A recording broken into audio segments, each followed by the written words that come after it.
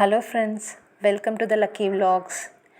ఈరోజు మనం తమిళనాడు చెన్నై రెడిల్ సమీపంలో ఉన్న ఒక విశిష్టమైన ఆలయం ஞாயிறு శ్రీ పుష్పరథేశ్వర స్వామి ఆలయం. దాదాపు 1000 సంవత్సరాల పైనే చరిత్ర కలిగిన ఈ ఆలయం గురించి ఈ వీడియోలో తెలుసుకుందాం. మొదటగా ఈ స్థల విశేషం గురించి.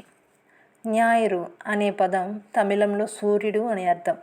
ఈ గ్రామం పేరు కూడా సూర్యుని కారణంగానే ప్రసిద్ధి చెందింది. ఈ ఆలయం తిరువల్లూరు జిల్లాలో రెడిల్స్ నుండి 15 కిలోమీటర్ల దూరంలో ఉంది. ఇక్కడ ప్రధాన దేవుడు శ్రీ పుష్పరథేశ్వర స్వామి అనగా శివుడు. తామర పువ్వులు స్వయంగా లింగ రూపంలో ప్రత్యక్షమయ్యారు. అమ్మవారు సువర్ణాంబికై. అలాగే ఈ ఆలయంలో సూర్య భగవానుడికి కూడా ప్రత్యేక సన్నిధి ఉంది. అలాగే వినాయకుడు, సుబ్రహ్మణ్య స్వామి, దక్షిణామూర్తి, కాశీ విశ్వనాథుడు వీళ్ళందరికీ కూడా తనితనిగా సన్నిధులు ఉన్నాయి.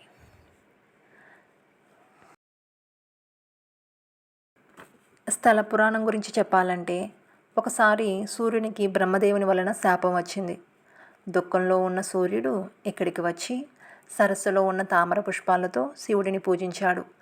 ఆనందంలో శివుడు తామరలో లింగ రూపంలో ప్రత్యక్షమై ఆయన శాపం తొలగించారు. అందుకే ఇక్కడ స్వామిని పుష్పరథేశ్వరుడు అని పిలుస్తారు. ఆ తర్వాత చోళరాజుల చరిత్ర కలిగిన ఆలయం కూడా ఇది. ఆ కథలోకి వెళితే, ఒక చోళరాజు యుద్ధంలో తన కంటి చూపుని కోల్పోతాడు. తర్వాత ఈ ஞாயிறு గ్రామంలోని శివుడి ప్రార్థించగా తిరిగి చూపును పొందుతాడు. కృతజ్ఞతగా ఈ ఆలయాన్ని నిర్మించినట్లు చరిత్రలో ఉంది. ఇక్కడ విశేషం గురించి చెప్పాలంటే, ఈ ఆలయం పంచభాస్కర క్షేత్రాలలో ఒకటి.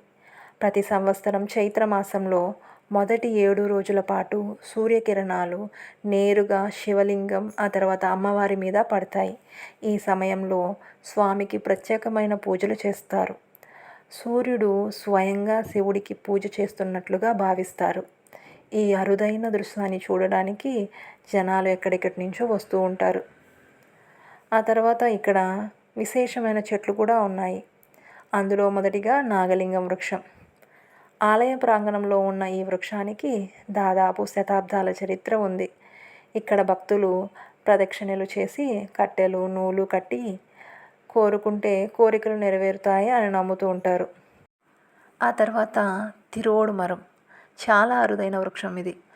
మొట్టమొదటిసారిగా నేను ఈ చెట్టుని ఈ ఆలయంలోనే చూశాను. ఆలయ ప్రాంగణంలో ఉన్న ఈ వృక్షాన్ని చాలా పవిత్రంగా భావిస్తారు. ఆ తర్వాత బిల్వ వృక్షం. శివాలయాల్లో సాధారణంగా ఉండే పవిత్రమైన వృక్షం ఇది. భక్తులు బిల్వదళాలు సమర్పించి శివుడిని ఆరాధిస్తూ ఉంటారు. ఆ తర్వాత తామర పుష్కరిణి. ఆలయంలోని కొలనులో తామర పువ్వులు ఎప్పుడూ నిండుగా ఉంటాయి. పుష్పరథేశ్వర స్వామి తామర పువ్వులు ప్రత్యక్షమైనందువల్ల తామర పువ్వులు ఈ ఆలయానికి ఎంతో పవిత్రమైనవి. చివరగా ముఖ్యంగా సూర్యదోష నివారణ, కంటి సమస్యలు, దాంపత్య కలహాలు ఇవన్నీ తొలగిపోవడానికి భక్తులు ముఖ్యంగా ఇక్కడికి వస్తూ ఉంటారు. మీరు కానీ చెన్నై వెళ్ళే అవకాశం దొరికితే తప్పకుండా ఈ ఆలయం దర్శించుకోండి. Thank you for watching this video.